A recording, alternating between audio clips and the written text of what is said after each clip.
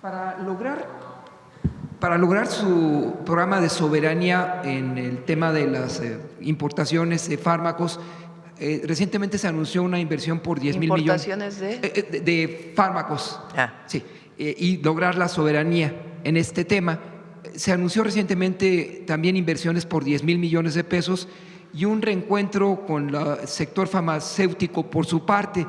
¿Cree que este sea el primer paso para lograr esa estrategia que usted se planteó desde la campaña, la soberanía farmacéutica, como primer tema, Presidenta? El objetivo, bueno, ahora puede platicar David de algunos otros proyectos que estamos desarrollando con instituciones públicas de educación.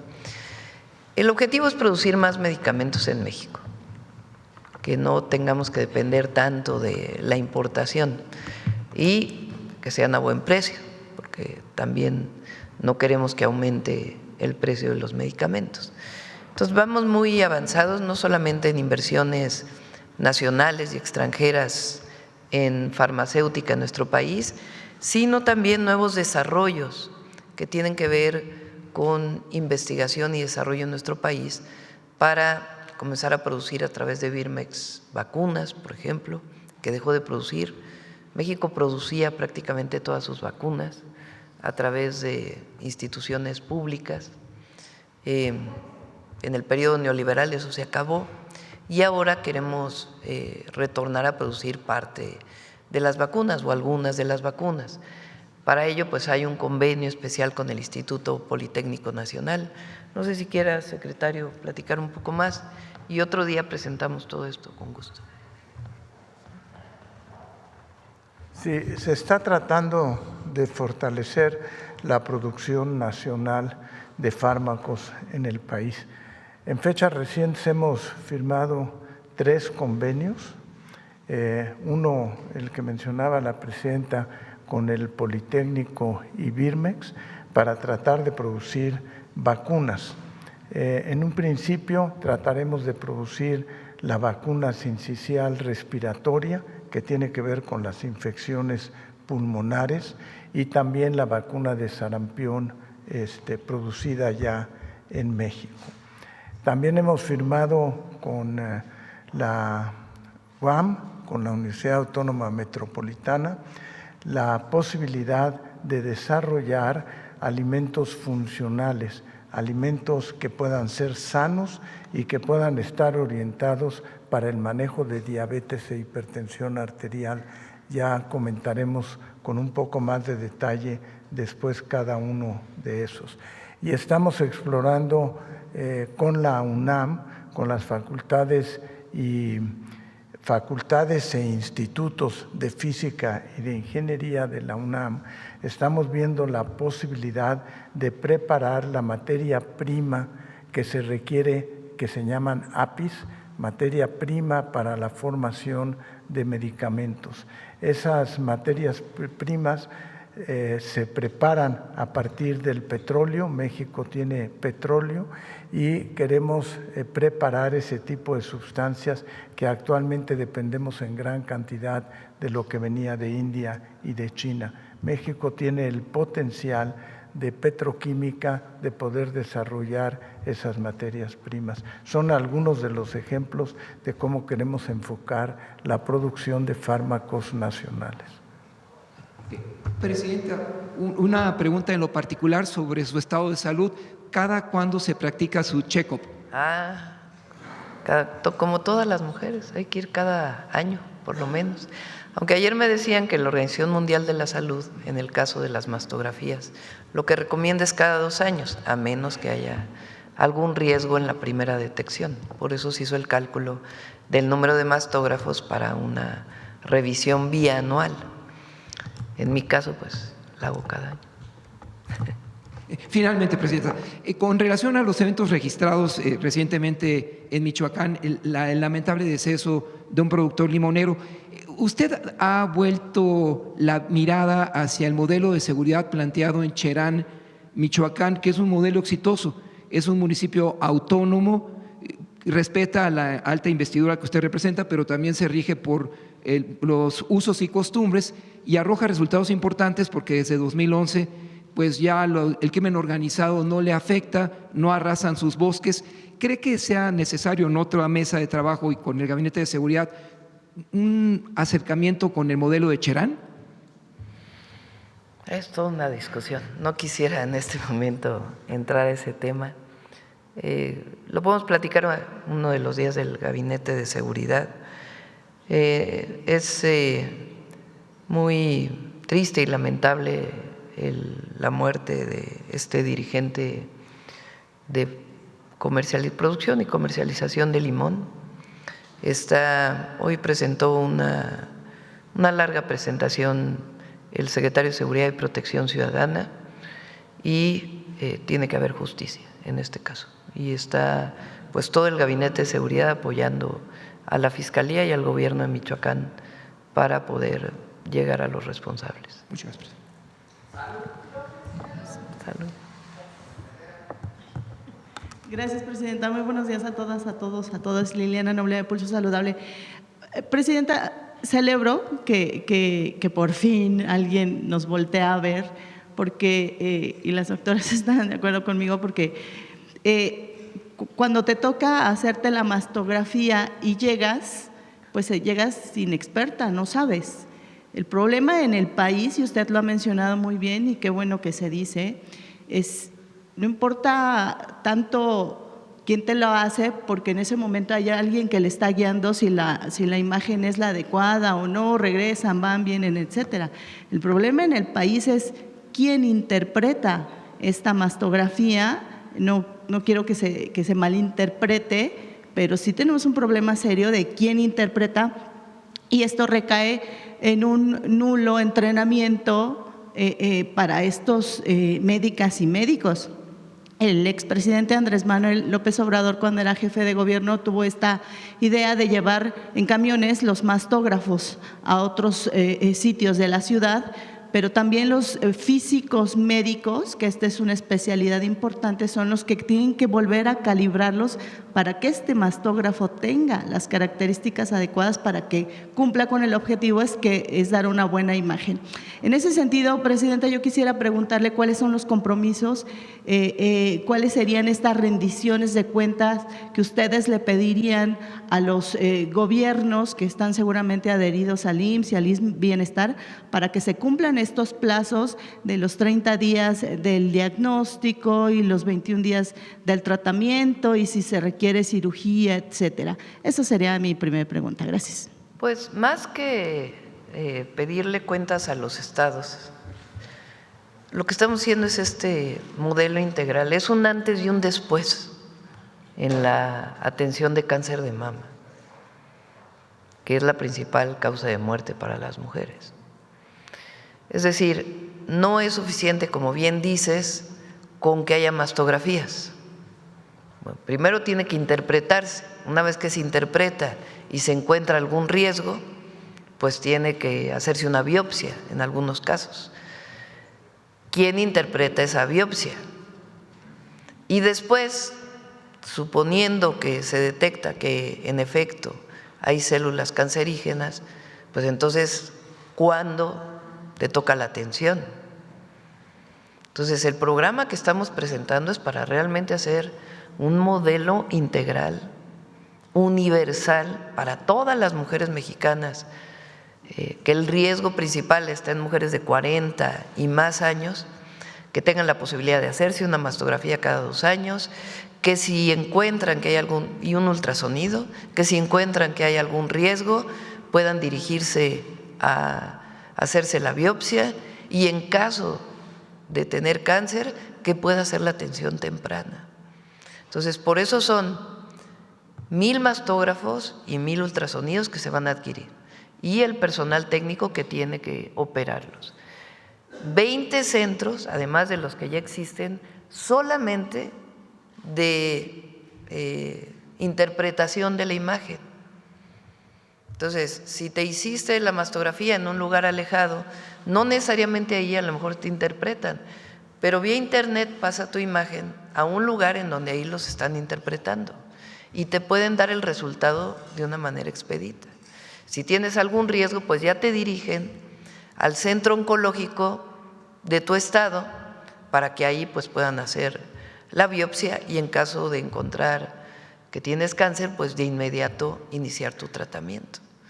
Entonces es una inversión muy importante y repito, es un antes y un después en la atención del cáncer de mama. Y el objetivo es reducir muertes, detectar de manera temprana con el apoyo de la autoexploración que tenemos que hacer todas las mujeres y al mismo tiempo atenderte, porque a lo mejor te hicieron la mastografía, tienes quien te la interprete y después llegas al hospital y te dicen, bueno, tu siguiente cita es en 6 meses. ¿Por qué? Porque hay mucha saturación. Entonces, si realmente queremos atenderlo de fondo, pues por eso es este programa, este modelo, esta estrategia que requiere recursos, pero que es un compromiso del Gobierno de México con las mujeres mexicanas, de realmente atender el cáncer de mama. Y vamos a darle seguimiento cada tanto. El primer centro que se inaugura es en diciembre, que es el que presenta Alejandro Schwartz en La Pastora, aquí en la Ciudad de México. Pero la idea es que con esta inversión muy pronto pueda haber centros y que no te digan, pues no puedes venir aquí porque eres derechohabiente del ISSSTE y este es el IMSS. No, en el caso del cáncer de mama te atendemos en cualquiera de estos centros. Presidenta, y preguntarle también si piensan hacer match con el programa EVA que tienen en el INMEGEN, en el Instituto Nacional de Medicina Genómica. Con este protocolo lo que se busca es encontrar a estas mujeres, ¿no? La abuela, la mamá, la nieta, que tienen este riesgo. Justo ayer nos lo comentó el doctor Reyes Terán. Adelante. Gracias. Sí, dentro de parte de esta estrategia vamos a hacer 2 cosas que son muy importantes.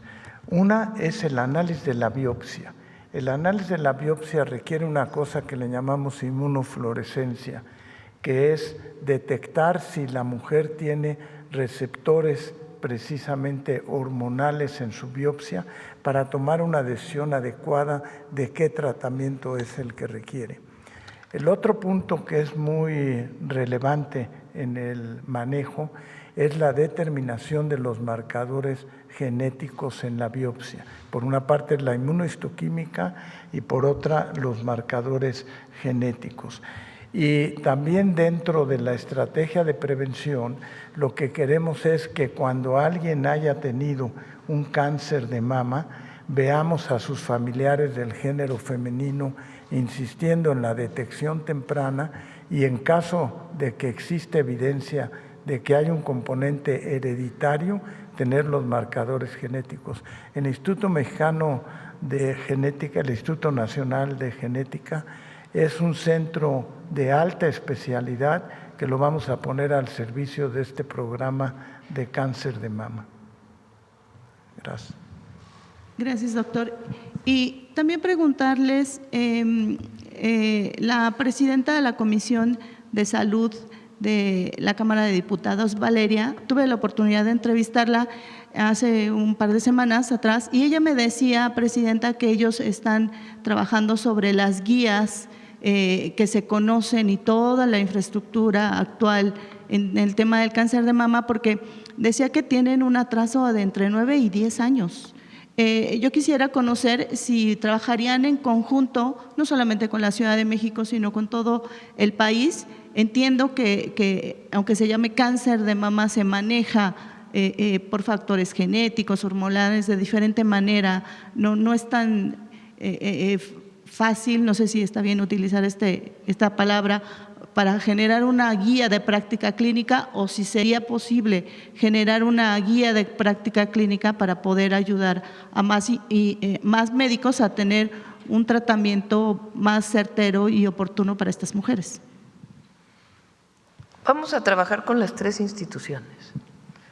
Recuerden que hoy en 23 entidades y muy pronto Yucatán, ya los estados no tienen la atención a la salud, sino la tiene el IMSS Bienestar, un sistema federalizado.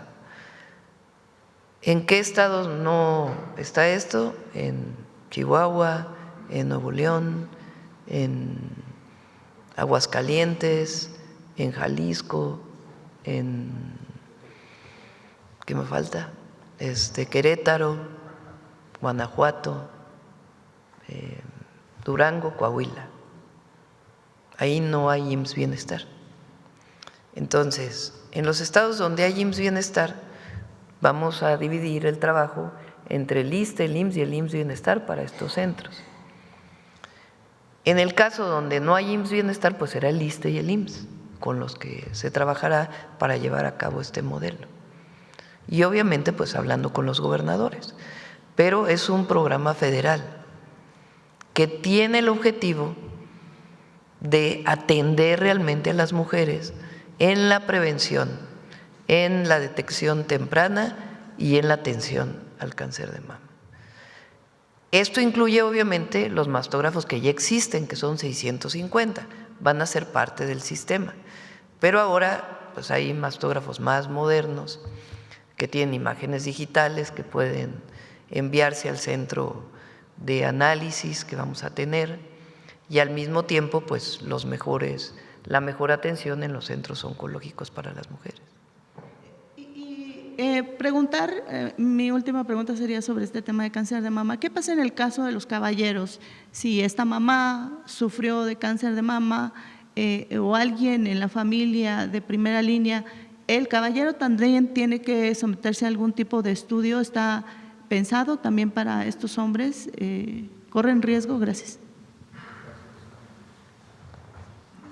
Bueno, yo me permitiré dos comentarios en relación a eso.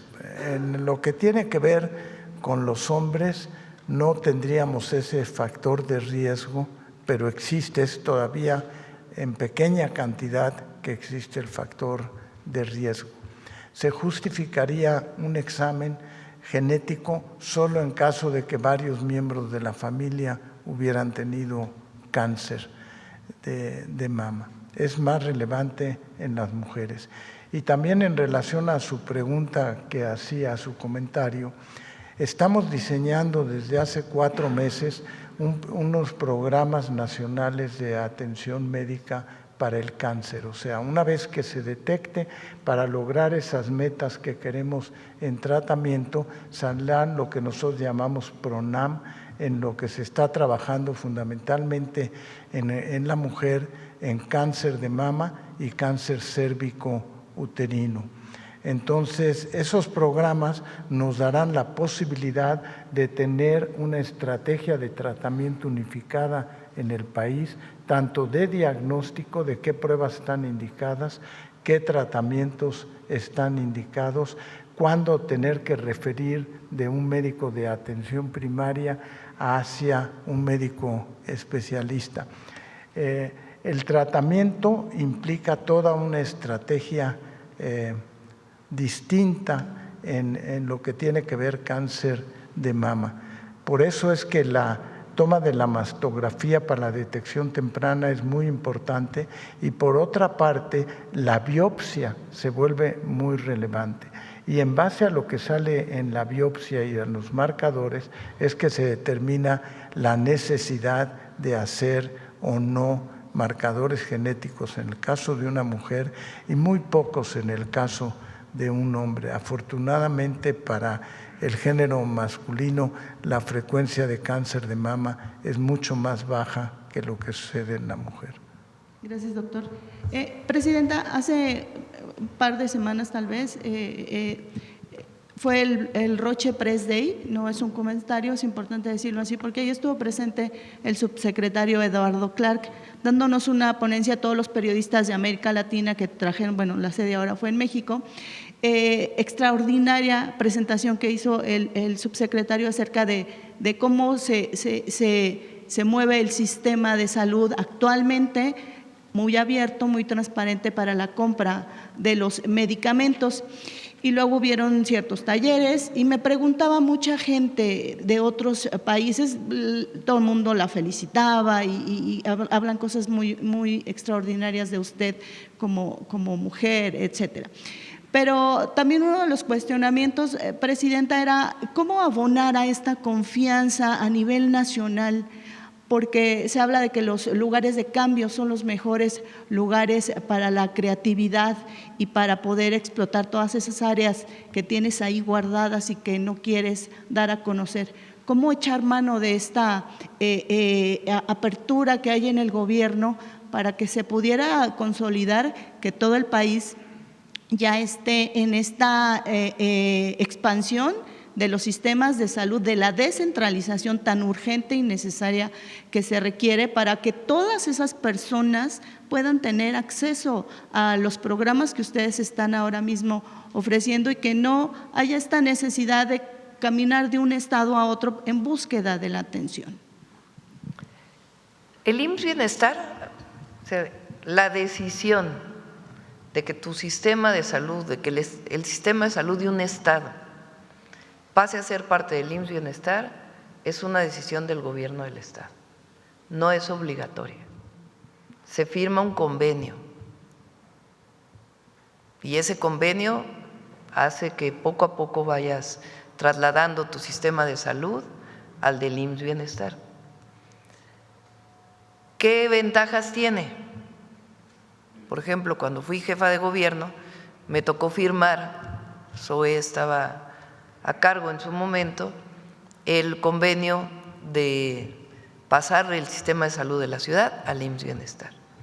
Bueno, de inmediato, médicos especialistas que estaban contratados por honorarios, porque no teníamos los recursos suficientes para poderles dar una plaza y que tenían salarios de 13,000 pesos mensuales, tuvieron una base y aumentó su salario a 38,000 pesos mensual. Ahora es un poquito más. O sea, es un cambio radical en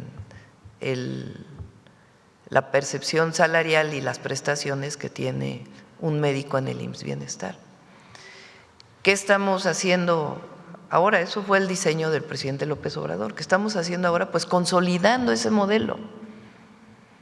¿Cómo lo estamos consolidando?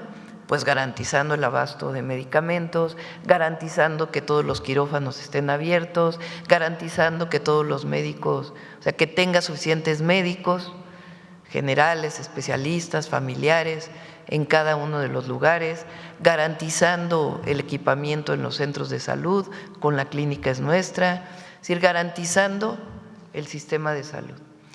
¿Qué hicimos cuando entramos?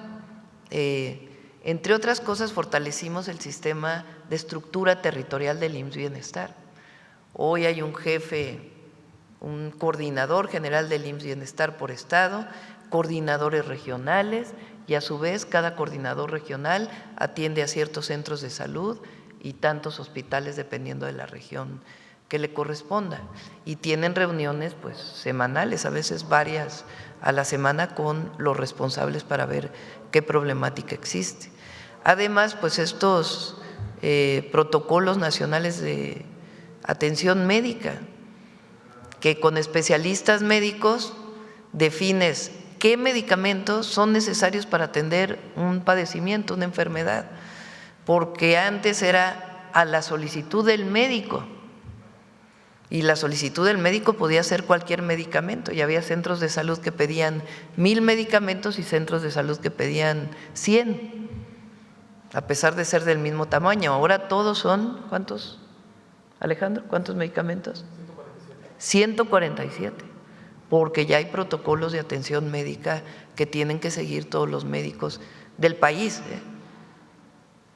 públicos y privados, y en particular los del IMSS Bienestar. Entonces, vamos avanzando en ello. Ahora, con las rutas de la salud, pues llegan los medicamentos a los hospitales y los centros de salud. ¿Qué viene ahora? Además, obviamente, de este programa que presentamos hoy. Vamos hacia el sistema universal.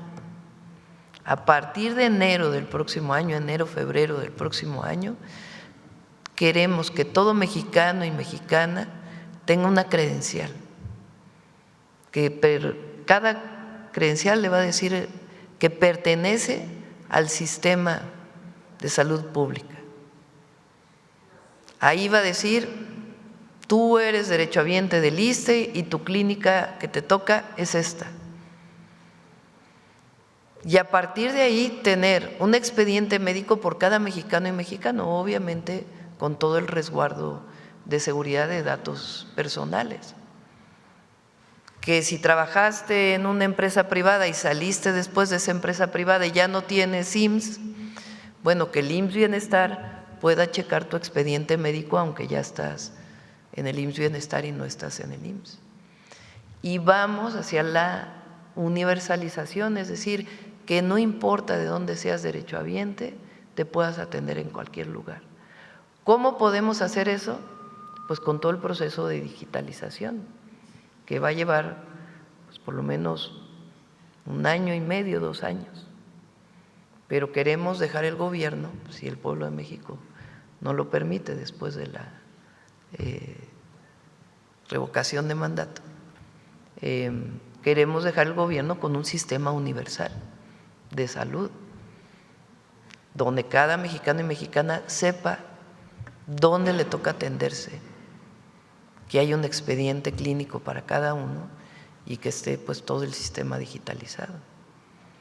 Además de la atención de salud casa por casa para los adultos mayores, de que estén los medicamentos a tiempo para diabetes, hipertensión y todo el sistema de prevención que va desde la disminución del consumo de bebidas azucaradas hasta todo el programa de vida saludable que estamos haciendo en las escuelas. Entonces es un programa integral que fue diseñado desde que entramos al gobierno y que se va fortaleciendo. Y finalmente, Presidenta, la semana pasada, si mal no recuerdo, nos presentaron la campaña nacional de vacunación 2025-2026 invernal. Quisiera saber si nos pudieran ayudar recordando el total de las vacunas y menciona el doctor Kersenovich que son vacunas de RNA recombinante. Estoy pensando en 2 marcas, no las quiero decir. ¿Cuáles serían estos biológicos de los que va a echar mano el gobierno federal y qué pasa con la vacuna patria? ¿Está planteado que se comience a utilizar esta vacuna? Gracias. Sí, adelante. La vacuna patria se desarrolló durante el periodo de la emergencia que tuvimos en COVID. Actualmente está tratando de pasar las pruebas necesarias ante COFEPRIS para su registro sanitario y abriendo posibilidades incluso no nada más de COVID, sino de poder ser utilizada para otros padecimientos como puede ser fiebre amarilla, etcétera. La tecnología es distinta y ahí queremos aprovechar qué tipo de vacuna se puede producir fundamentalmente. Ahora tenemos de la vacuna de COVID-19 la vacuna de RNA y la tenemos de Moderna y la tenemos de Pfizer. Pero además, este compromiso con ambas es de que podamos tener la transferencia de tecnología del RNA pensando a futuro, porque el futuro del RNA no es nada más las enfermedades infecciosas pulmonares, sino que tiene que ver con tratamiento de cáncer. Y entonces los estudios de investigación hacen que se vuelva muy necesario esa tecnología para tratamientos futuros. Y para que México no se quede atrás, queremos tener la transferencia de tecnología de RNA. Se está preparando ya recurso humano que sepa cómo manejar esas tecnologías, por una parte preparar el RNA, por otra encubrirla para poderla utilizar en vacunas, y lo que viene a futuro son tratamientos personalizados para cáncer, que puede ser cáncer de páncreas, cáncer gástrico, cáncer de colon. Entonces es muy importante incorporar la tecnología de RNA. Por otra parte, son vacunas seguras para la protección de COVID-19 e invitamos a toda la población a que se vacune. Tenemos un poco más de 10 millones de vacunas disponibles para vacunar de COVID-19 a la población que tiene factores de riesgo, población arriba de 60 años de edad o que tengan comorbilidades se vuelve muy importante. Y también tenemos un poco más de 40 millones de vacunas de influenza. Y aquí quisiera resaltar que esa vacuna ya se produce en México. El año pasado les mencioné que era el primer año que la vacuna era ya producida en México. Este es el segundo año, ya es una vacuna mexicana que cumple con todos los requisitos para la influenza. Gracias. Y Presidenta, perdón a todos, si me regalan rapidísimo un resumen sobre las afectaciones de los damnificados de Veracruz y de Puebla en el tema de la salud, porque vi que hizo una presentación muy importante el doctor Alejandro Esbarcha ahora que estuvieron allá en Puebla. Sí. Gracias. ¿Tienen los datos, Alejandro, de afectaciones por sí? Sí, muy rápido. Bueno, a ver, ahorita que lo prepares y se las envíes. Sí, a ver, vamos, ¿a dónde? A ver, Nancy, que de la otra vez no preguntas. Se queja Reina siempre que le damos la palabra a Nancy. Sí. Gracias, Presidenta. Buenos días a todas y a todos. Nancy Flores, de la revista Contralínea. Presidenta, el pasado 23 de septiembre en esta conferencia matutina usted nos dio a conocer un modus operandi de farmacias privadas que estaban vendiendo medicamentos presuntamente robados a hospitales, sobre todo que traían cajas con los logotipos de las instituciones de salud y de Birmex. Nosotros en Contralínea nos dimos a la tarea de investigar y pues revisamos este caso que hubo en Michoacán, donde se encontraron justamente en farmacias, 22 farmacias fueron clausuradas por la COFEPRIS. Estas farmacias privadas pues se encontraron medicamentos sobre todo oncológicos que sí habían sido sustraídos ilegalmente de los centros de salud pública. Y pues queremos saber si la COFEPRIS ya presentó en todo caso las denuncias penales contra quien resulte responsable y también si se ha detectado pues ya como un modus operandi en otros lugares o solo sería en este caso. ¿Quieres comentar, Alejandro, lo traes tú? Este tema de la extracción de medicamentos de cáncer y para la venta privada. Sí, bueno, como ustedes saben, la COFEPRIS es un órgano dependiente de la Secretaría de Salud que se encarga de garantizar la trazabilidad total y sobre todo la seguridad de los medicamentos. Eso involucra que el medicamento que se haya adquirido para el sector público no se sustraiga del sector para venderse en farmacias de origen privado. La COFEPRIS ha estado haciendo bastantes operativos, sobre todo cerca de los hospitales públicos que dan servicios oncológicos, y ha detectado un grupo importante de farmacias que vendían medicamentos que tenían su origen en el propio sector público. También ha detectado medicamentos falsificados que han ingresado sin ningún suministro seguro a la cadena de proveeduría privada. Yo creo que sería bueno que COFEPRIS pudiera exponer los resultados, pero han habido avances muy importantes en esa materia. Sí, tiene que presentarse denuncia penal. No sé si ya lo presentó la COFEPRIS. Viene el viernes Raquel Buenrostro, que también ha estado en este trabajo.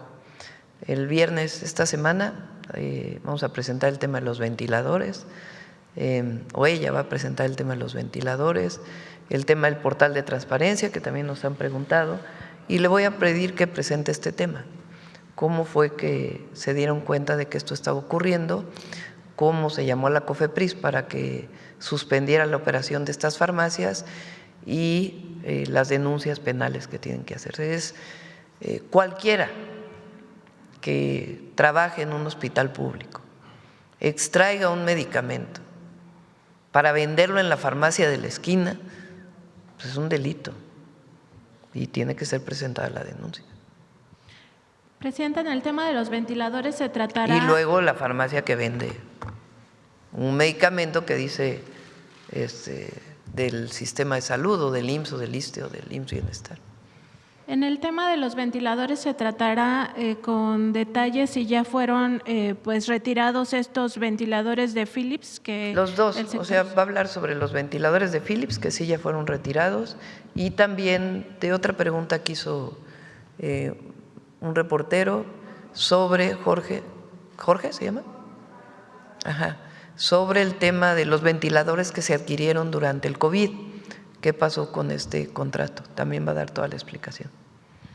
Presidenta, también en el tema de salud, saber cómo va el asunto con las farmacéuticas que incumplieron la entrega de medicinas, Sí. si se tiene un corte al respecto y sobre todo si se les puede fincar responsabilidades penales en ese caso, porque parece que el Código Penal Federal pues solo contempla los delitos contra la salud en el tema de narcotráfico y no de empresas pues que dañan a la salud pública o del pueblo de otra forma, en este caso si se corroborará el dolo. Si terminaron con Birmex de hacer el análisis esta semana, lo presenta también el viernes Raquel y si no, pues la siguiente vez que venga Raquel ya presenta la parte de las empresas que no cumplieron en la entrega de medicamentos. Presidenta, también sobre esta discusión que está en el Congreso de la Unión acerca de las reformas sobre el agua, nosotros estuvimos en Contralínea revisando la Gaceta Parlamentaria que se publicó justamente ahí la iniciativa de reforma a la Ley de Aguas Nacionales. Encontramos algo que nos parece grave, Presidenta, porque en el artículo 118 se propone que la CONAGUA tenga la facultad de otorgar concesiones a la industria minera para destinar sus residuos tóxicos a ríos y otros afluentes o cuerpos de agua.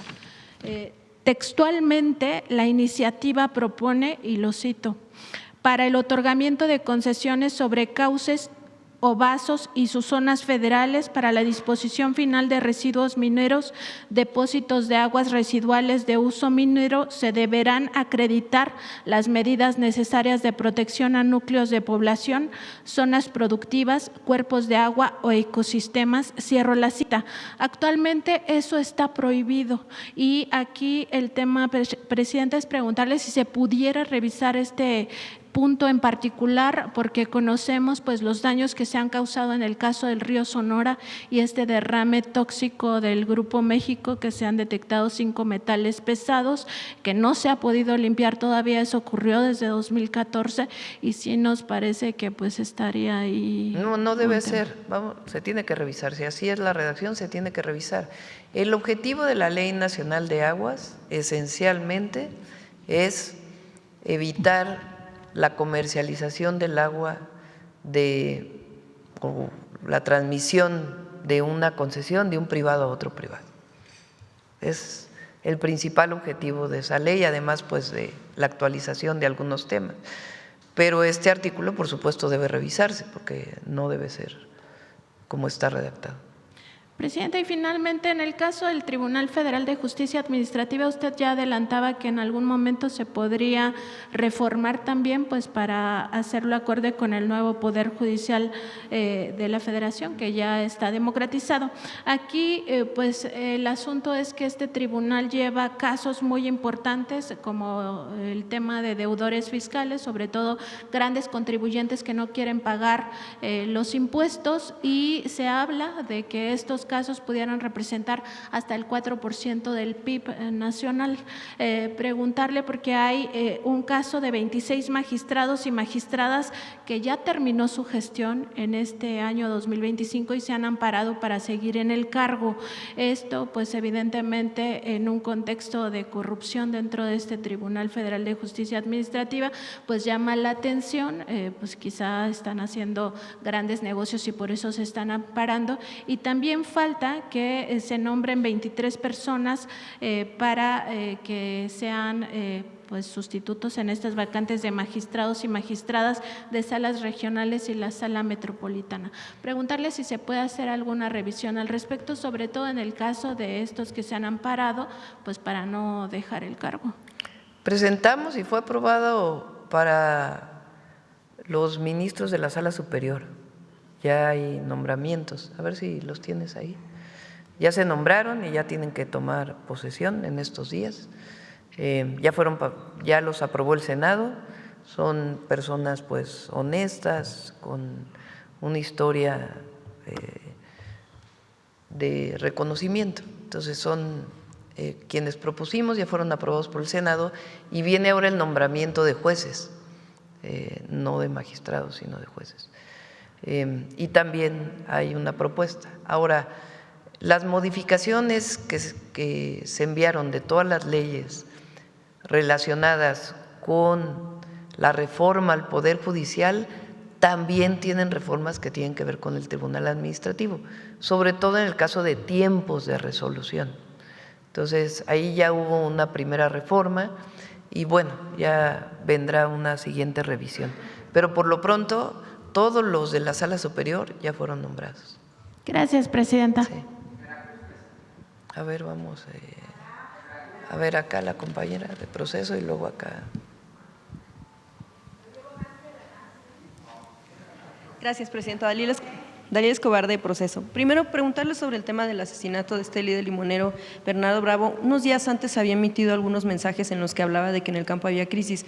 A la par de la investigación que se hará del asesinato en el que fue víctima, ¿se analizará esta situación que él estuvo denunciando y si también tenían en el radar el tema de que había recibido amenazas de muerte?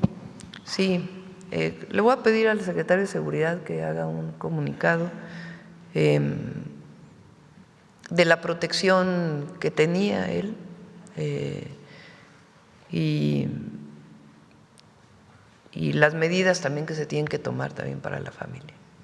Y en torno al tema de lo que denunciaba en cuanto a la extorsión o cobro de piso, o bueno, más bien hablaba de intermediarios, ¿no?, de coyotaje para el tema de la venta de limones, si van a atender también esta situación. Justo está toda la investigación relacionada con este tema. Y tiene que haber justicia en como en todos, pero en particular en este caso. Gracias, presidenta. Sobre el tema, bueno, en la situación que están pasando los mexicanos en Estados Unidos, ¿qué reporte tiene en torno al tema de pues que han sido víctimas de las detenciones? ¿Cuántos mexicanos han fallecido a manos de estos elementos que los detienen? Y bueno, también si tiene algún comentario después de las manifestaciones multitudinarias que se llevaron a cabo en Estados Unidos y en otros países en contra del presidente Trump. En eso no opinamos, es la política interior de Estados Unidos. Y ¿tienes los datos a ver si Roberto te los puede dar, de los mexicanos que han sido detenidos, la actualización de los mexicanos que han sido detenidos y todo lo que se ha hecho, que también ha estado preguntando los compañeros? Son 1,390 personas detenidas. Del 6 de junio que iniciaron las redadas al 20 de octubre, 1,390. Y del total del 20 de enero al 20 de octubre, 2,382. A ver si invitamos al canciller y a Roberto para que puedan dar toda la información, todas las notas diplomáticas que se han enviado, a cuántos mexicanos estamos ayudando en los juicios en Estados Unidos. Y de los mexicanos que lamentablemente han Sí. fallecido. Bueno, presidenta, en otro tema, en un asunto más de cuestión pues, de labor legislativa, pero también de la representación. Ayer el senador Gerardo Fernández Noroña habló de que va a solicitar una licencia de forma temporal porque dice que es necesaria y porque va a atender ciertas tareas. ¿Sí comentó con usted alguna de estas situaciones? ¿A qué se retira el senador? Pues hay que preguntarle a Gerardo, ¿no? Con usted no lo comento, no tiene conocimiento qué tarea es la que… Pues él es el que tiene que informarlo, no soy yo. Cada senador o diputado pues tiene derecho a pedir licencia y él es el que pues tendría que informar. Sí, sobre todo por este tema que él decía que pues para evitar especulaciones, pero como hablaba de tareas, pues seguramente pues nada que ver con el gobierno, ¿verdad? Una tarea Pues él tiene que informar. Y también en una cuestión de, pues de actividades de legisladores, también en las últimas horas pues surgió una polémica en torno al diputado Cuauhtémoc Blanco, después de que pues había en una sesión semipresencial, él pidió que le tomaran asistencia y bueno, pues se le pidió el sentido del voto y parecía que no sabía qué era el asunto que se estaba tratando. ¿Qué mensaje usted como presidenta da a la labor que tienen que hacer los legisladores que son representantes de la ciudadanía, pero también pues representan a un partido, en este caso pues el partido del gobierno? No es el partido del que provengo, pero nosotros gobernamos para todas y para todos, y por el bien de todos, primero los pobres. Pues no es necesario estar comentando sobre eso, que cada quien tome su opinión. Sobre todo, bueno, lo pregunto por el tema de la necesidad que pudiera seguir habiendo de que haya ese tipo de sesiones semipresenciales. Que tome la Cámara de Diputados sus sanciones a los diputados, que no es algo en lo que tenga yo que estar opinando, pues, ya que la Cámara de Diputados tiene suficiente criterio como para decir esto es factible, esto no es factible, si se hace esto hay una sanción a cualquier diputado que esté en esta circunstancia, en fin, tienen que tener un reglamento interno.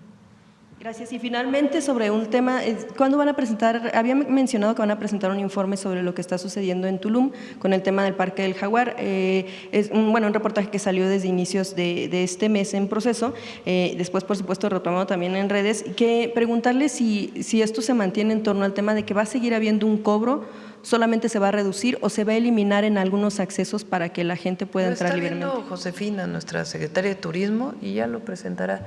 También está el tema que denunciaron aquí de muchos lugares donde no hay acceso a la playa, también de hoteles privados. Entonces, todo eso lo está viendo Josefina, y en el caso del Parque del Jaguar, pues lo está viendo con la Dirección General de Áreas Naturales Protegidas, que es quien debe de establecer pues dónde están las entradas, dónde no, la señalización, etcétera.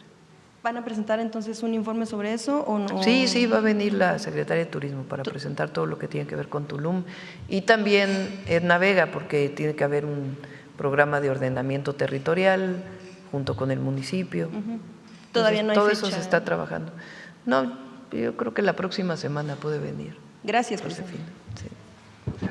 Bueno, ¿quién más? El compañero. Y vamos luego a Veracruz, ahí atrás. Gracias, presidenta. Vicente Serrano, conductor de Permiten, compañeros. Gracias. Vicente Serrano, conductor de Sin Censura TV. Presidenta, hace más de un año usted instruyó al doctor Kersenovich, con mucho respeto le recuerdo, revisaron quién es quién en la salud. Le mencionaba el caso de una clínica, un hospital en Navojoa, Sonora, la clínica San José privada, a la que se le siguen apilando denuncias y quejas por los cobros excesivos. Y le comentaba, presidenta, que no hay una forma de, o al menos que sepamos nosotros, de regular cuánto cobran, por qué procedimiento. ¿Lo han platicado? ¿Se ha avanzado en quién es quién? Un respetuoso recordatorio, presidenta. Sí, hay que verlo con Profeco y con Cofepris y con Salud, y lo presentamos con gusto. Gracias. Ya le informaron desde la Comisión por la Reforma Electoral, presidenta, si se va a extender la participación de los paisanos en Estados Unidos con estos foros. Sí, creo que son 10 foros. ¿Cuántos foros son? Son varios foros, muchos de ellos a distancia, en los consulados. Entiendo que son 10, a ver si me das las fechas, que te las pase Rosa Isela. Porque se había mencionado solamente uno, presidente. 7 foros. Pásame, ¿por qué no las pones ahí, las fechas? O sea, ¿se extendió de 1 a 7, a 1 a 10? Gracias, presidenta. Ahora los pones para…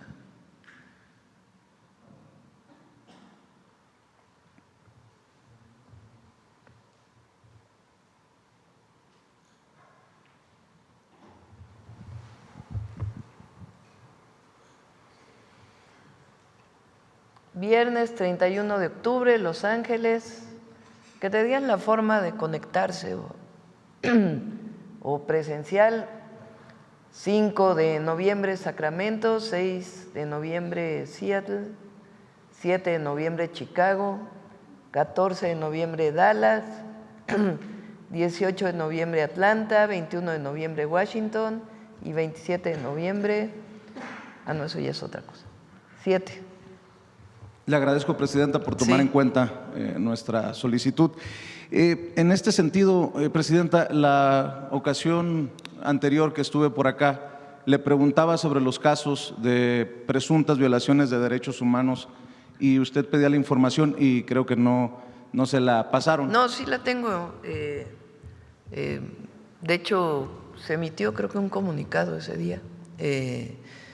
Pero invitamos al canciller y a Roberto para que puedan dar toda la información y que también nuestros paisanos, que les enviamos un saludo cariñoso, pues que sepan qué casos ha habido, cómo se está atendiendo y cómo también ha cambiado el trabajo de los consulados en Estados Unidos. Se lo pregunto porque la secretaria de Seguridad Nacional, Kristi Noem, en Estados Unidos, a cuestionamientos de compañeros periodistas, dice que los agentes de ICE no han violado derechos y están haciendo lo correcto. Usted aquí ha sido incluso crítica de la forma en que han apuntado sus armas, de estos enmascarados que siguen actuando ahora con cada vez más violencia en áreas como Chicago. Por eso creo que es importante que se defina para poder refutar esta visión de las autoridades estadounidenses de que no pasa nada y de que todo está dentro del marco de la ley, Presidenta. Y en ese sentido, usted nos mencionaba que el secretario de Relaciones Exteriores, Juan Ramón de la Fuente, hace unos días estuvo en reunión sobre tema de seguridad con Marco Rubio, el secretario de Estado. ¿Se abordaron estos temas, Presidenta? Sí, se abordaron, los abordamos cada vez, que no, haciendo patente que no estamos de acuerdo con la manera en que se trata a nuestros hermanos allá. Cada caso en donde la víctima quiere presentar una denuncia se le acompaña con abogados y también pues las cantidad de notas diplomáticas que hemos enviado sobre estos casos. En caso de que haya una evidente violación o presunta violación de algún derecho o un evidente nivel de violencia y el paisano o paisana o no encuentre la forma o no quiera hacer la denuncia, ¿qué pasa en esos casos, Presidenta? En estos casos la víctima tiene que presentarla. O sea, nosotros en el terreno diplomático hacemos patente que no estamos de acuerdo y solo cuando la víctima, en el caso de haber sufrido una violación a sus derechos humanos, solo el consulado no puede presentar una denuncia en Estados Unidos, tiene que ser la víctima.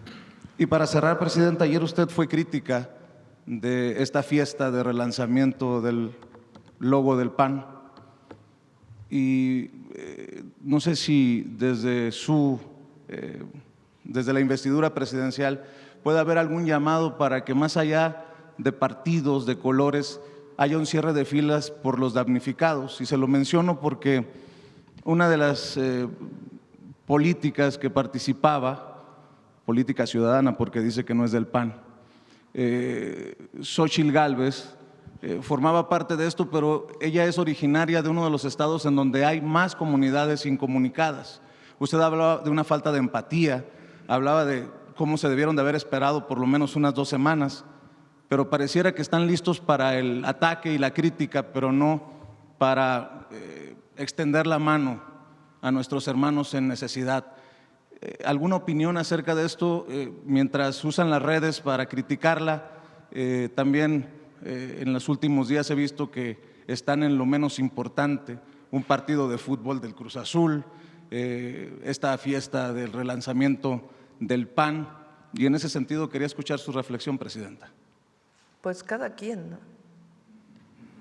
Yo creo que, pues lo dije ayer, el pueblo de México es quizá el más generoso del mundo.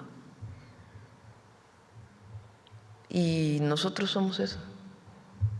De ahí viene la identidad. Por eso este nombre que lleva nuestro pensamiento del movimiento al que pertenecemos, que es humanismo mexicano, refleja eso. El que no tenga empatía, el que no tenga amor al pueblo, pues por lo menos que lo respeten. Entonces, cada quien, y que lo evalúe la gente. No necesitamos estar haciendo nosotros llamados, El pueblo sino más que la generoso y tal. gente lo decida. El pueblo más Y además, pues, como lo dije ayer, es el mismo lugar y con la misma gente. O sea, Perdón, Presidenta. El pueblo más generoso y tal vez los políticos de oposición más mezquinos. Y para cerrar, Presidenta, porque hablaba del quién es quién en la salud, que iban a revisarlo, ¿no sería también, ahora que está Zoé Robledo, director del IMSS, y Martí Batres, director del ISSSTE, una posibilidad también para que haya un quién es quién en la salud pública, Presidenta? Porque a pesar de que se ha avanzado y hay retos todavía por brincar, pues hay muchas quejas y muchos señalamientos desde la gente de a pie. ¿Lo podría considerar? sí, se puede considerar. Nosotros hacemos encuestas a los usuarios a las personas que llegan al IMSS, al ISSSTE y al IMSS Bienestar, de cómo lo atendieron, si lo atendieron bien, si lo atendieron mal, y son personas que no son de salud, sino otras personas que hacen las encuestas, y las podemos presentar aquí. Le agradezco, De Presidente. ¿Qué opina? las Buenos personas. días. Buenos días. A ver, los daños,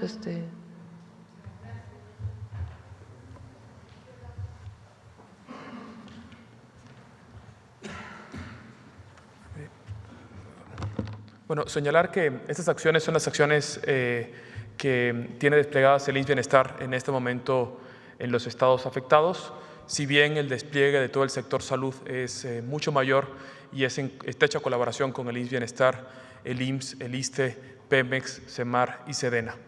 La estrategia del IMSS Bienestar consiste en 3 pilares. Primero, un despliegue muy importante de acciones extramuros. Muchos de los centros de salud fueron afectados, el personal damnificado, y eso requiere sacar la operación de los servicios a las colonias, a las comunidades afectadas, a través de acciones extramuros que consisten en 3 elementos. Primero, unidades médicas móviles. En este momento tenemos 66 unidades médicas móviles en los estados afectados, fundamentalmente en Álamo, El Higo, Poza Rica y la parte alta de la región Tepehua en Hidalgo.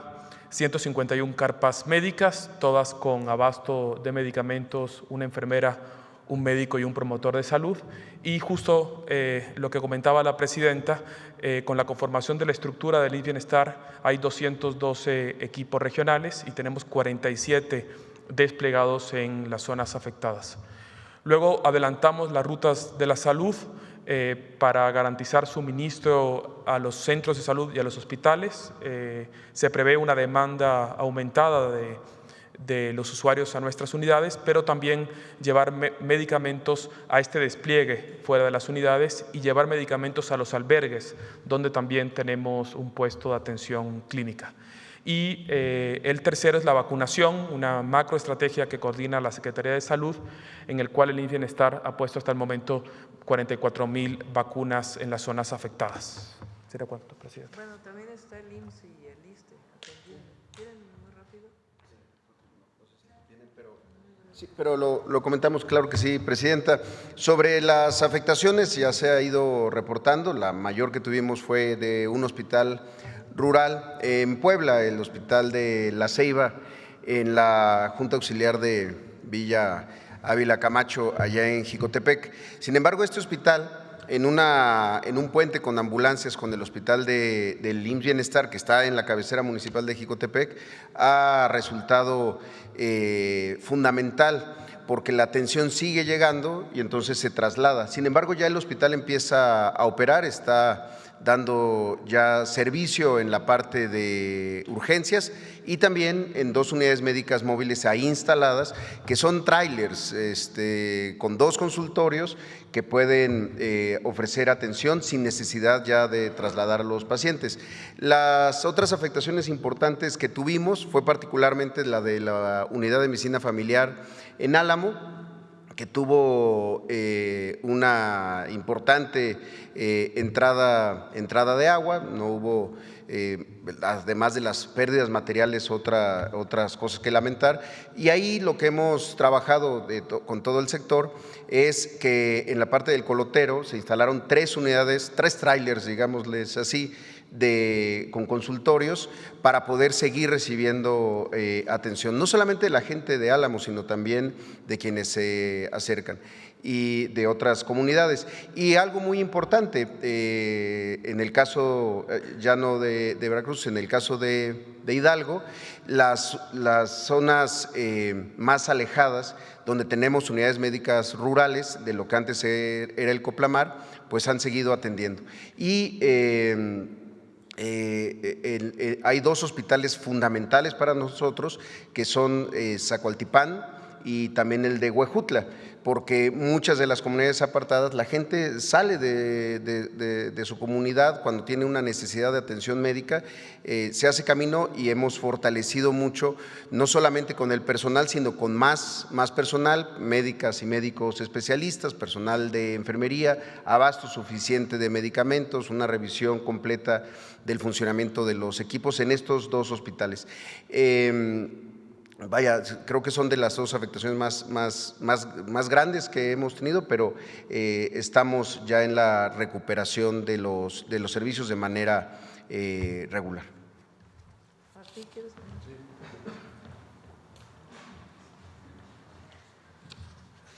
Por ahí teníamos una lámina, a ver si la pudieron rescatar.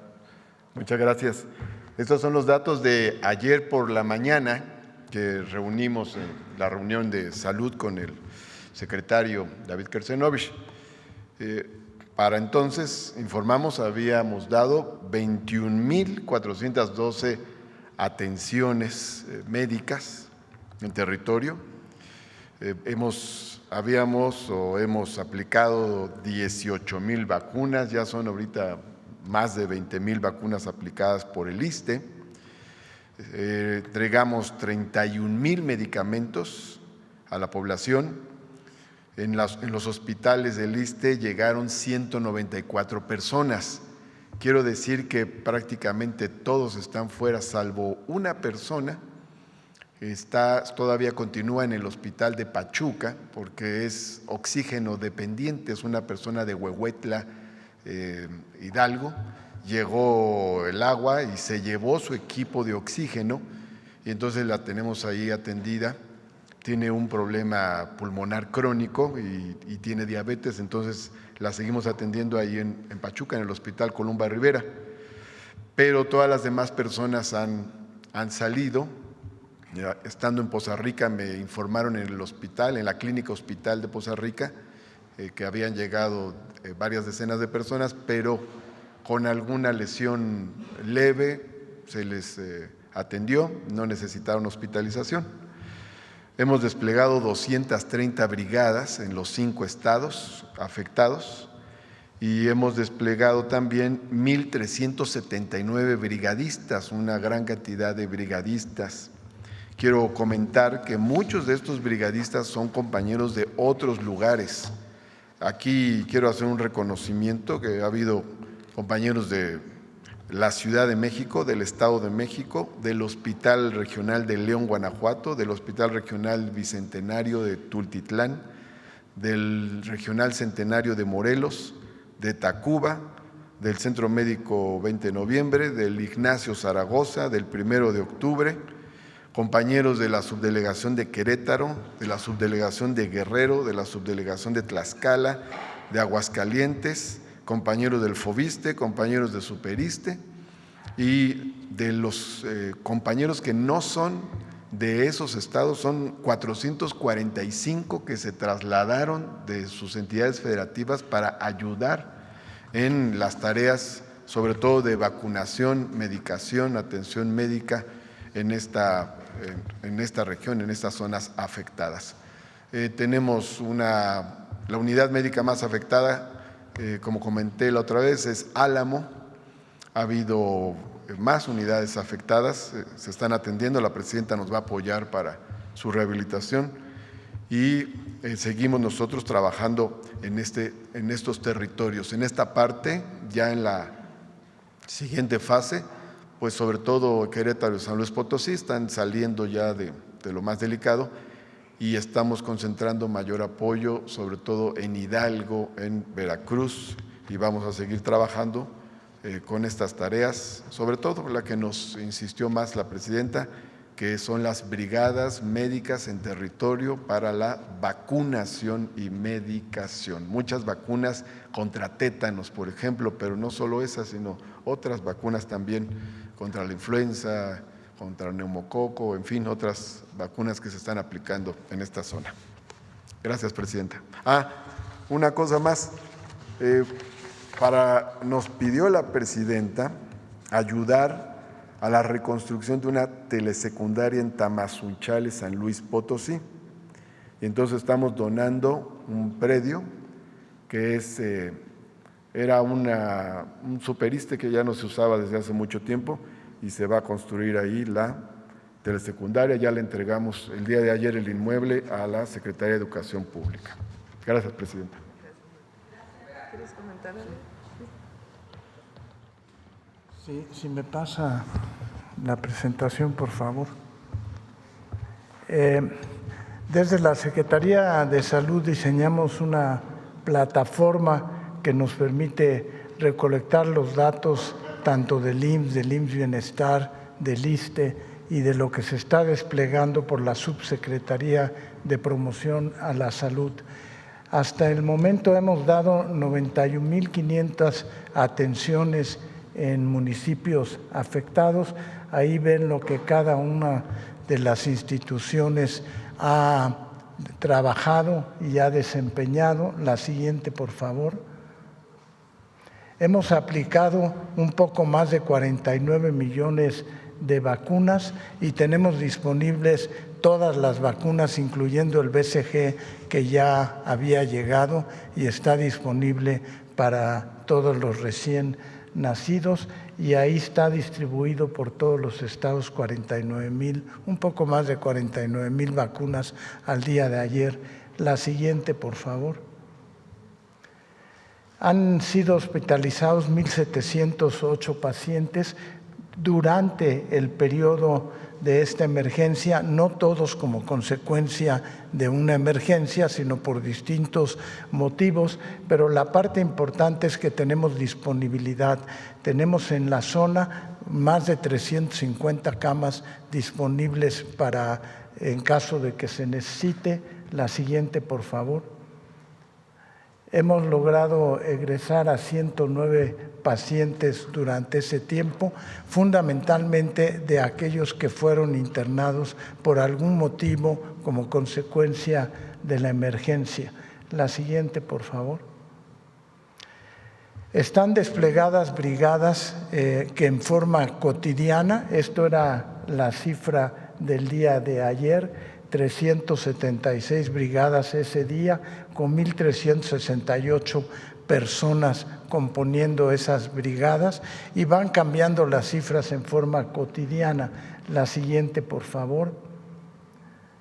Estatales, ayer había 234 brigadas con 963 personas.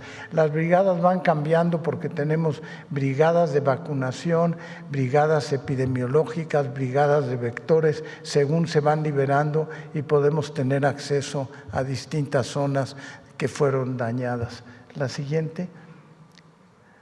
Tenemos además unidades móviles desplegadas porque no es nada más la estructura hospitalaria, sino poder llegar hacia extramuros en la atención a las personas.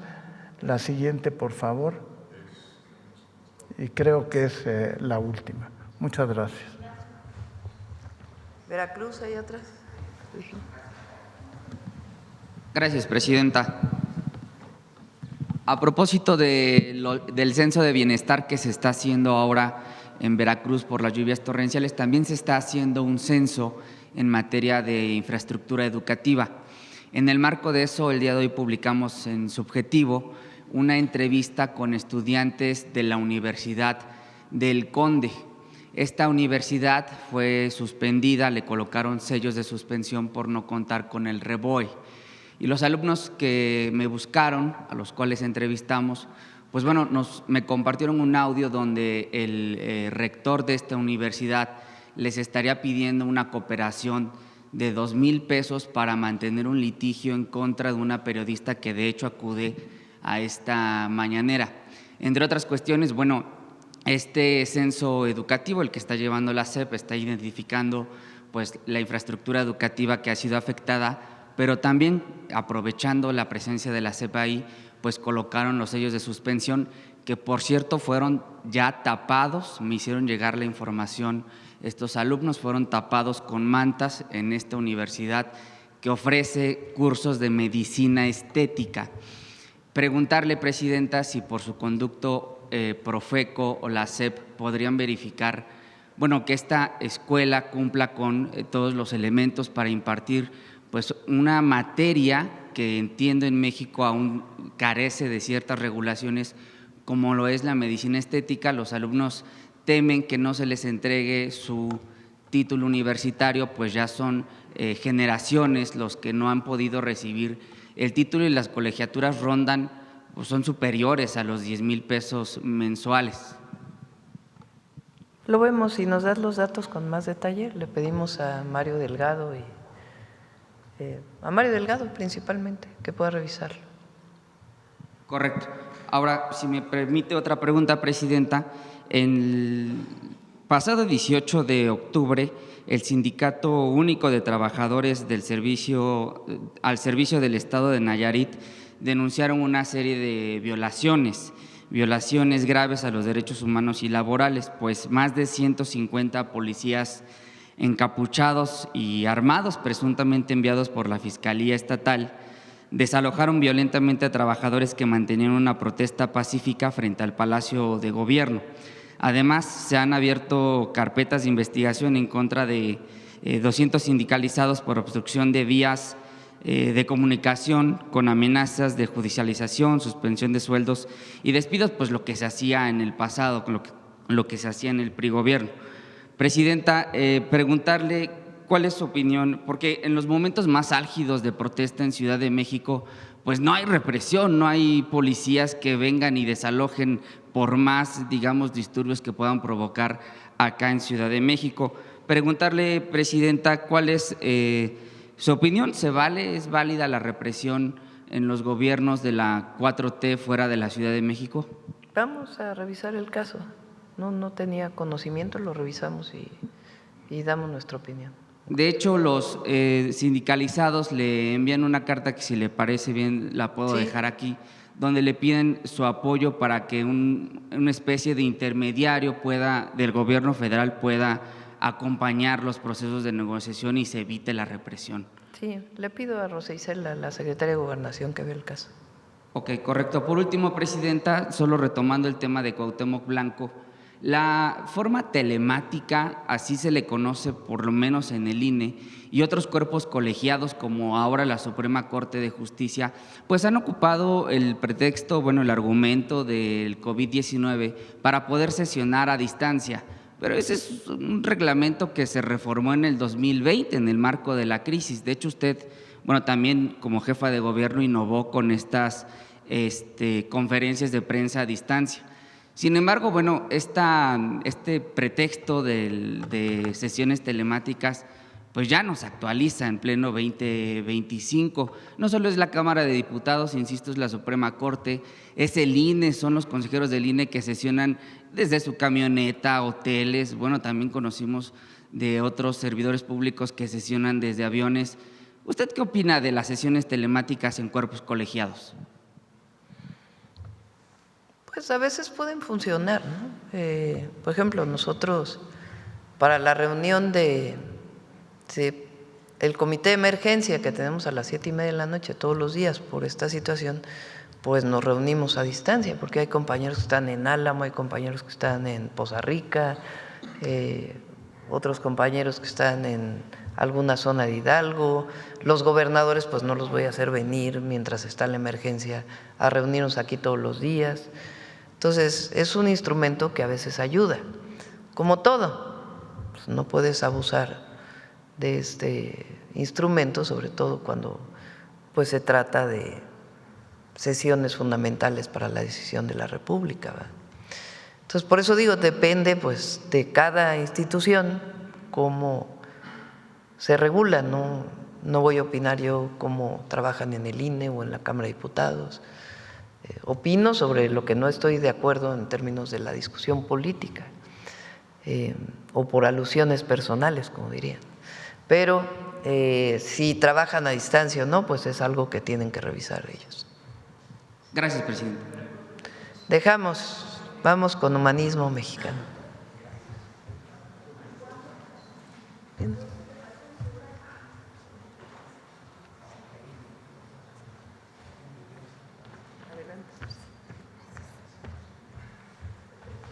Con su permiso, presidenta. Muy buenos días a todos, a todas. ¿Sí? Kora Sakira Tui de Rahaim Onda, Kiash Ahwagiga Tui Hunabarapaya, Nonarajaya, Yomon Ate, Nekut Ara Mehnia, Sha Yet Eran Año Yet Mefi, Padran Heki, no Mahwani Bim Inara Mehnia, Rathum Malinsin, Hange Range Yet Yan Hei no Ahara. Datera Haim Onda, de Eran Año Yanhini, de Mahai Onda. Muy buenos días a todos, nuevamente, con su permiso, presidenta. Este 2025, año de la mujer indígena, el proyecto Mujeres del Maíz, busca reivindicar el papel distorsionado que se tiene sobre Malintzin. Por esto, el 12 de octubre, Día de la Resistencia Indígena, junto con el INPI, se hizo la invitación a 3 grupos de danzas tradicionales indígenas, junto con sus músicos, para presentarse en la Feria Internacional del Libro, aquí en el Zócalo. Desde la región Nahua de Actopan, Veracruz, de la región Ñañú, el grupo de las Higueras de Tolimán, Querétaro, de la región Mije, de Santa María Alotepec, en el estado de Oaxaca, constatamos el papel de Malintzin como mediadora e intérprete. No vea magahandi hun an año yak hoy vidhai de nuya yanhei pa nonara mehñarat hun Malintzin. Pues ahora vamos a ver a continuación una cápsula de las danzas de la Malinche. Para algunas personas, Malintzin es Malinche, sinónimo de los males nacionales. Es el legado oscuro, la traidora. En el siglo XX, el escritor Octavio Paz habla de ella como la chingada. Para el premio Nobel, es solo la amante de Hernán Cortés y representa a las indias, fascinadas, violadas o seducidas por los españoles. Ese es el relato que busca que nos sintamos hijos de la nada, que intenta despojarnos del cuerpo, de la identidad y de la colectividad. Pero las mujeres indígenas mexicanas nos enseñan que ella es una mujer que abre caminos, purifica y bendice y da sentido a la comunicación entre lenguas. Nuestras ancestras siempre nos han dado guía y luz, rumbo y sentido. Son como la ceiba, somos raíz, cuerpo y territorio, canto y baile. Por eso nuestras ancestras nos han enseñado el respeto por Malintzin. Por eso le bailamos, porque el cuerpo es nuestra primera disputa y el territorio nuestra permanente conquista. Ante los agravios y los insultos históricamente proferidos contra ella, las mujeres y hombres que la bailan reivindican su bondad, su liderazgo, su inteligencia.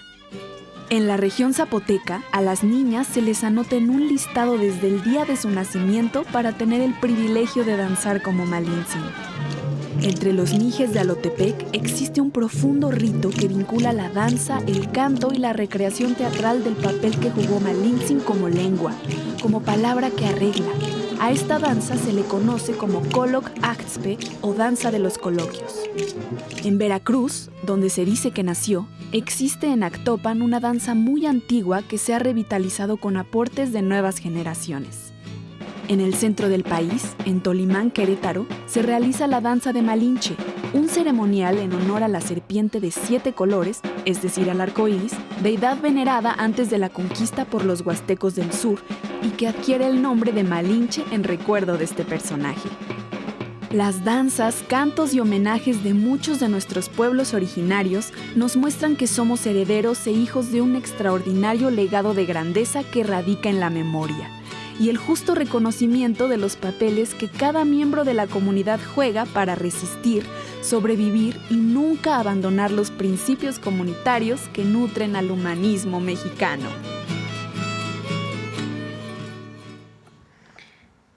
No ya yenhei, ya te de nu mat unhini hu, hagenira te de no nira mehnara tu malinsin. Begenehe happy dan hekini ya mehnya hanka shampaste, hanka shanzedi, padan huts inuna mahaihu onda. Estas danzas son memorias de resistencia, reconocen el papel histórico de Malintzin desde nuestras comunidades indígenas, pero también permiten visibilizar a otras mujeres indígenas que han sido fundamentales en la historia y en la construcción del humanismo mexicano, el día de hoy como nuestra presidenta. Entonces, pues, muchas gracias. Don Tidi Hamadi es cuanto, presidenta. Gracias. Gracias. Buen día.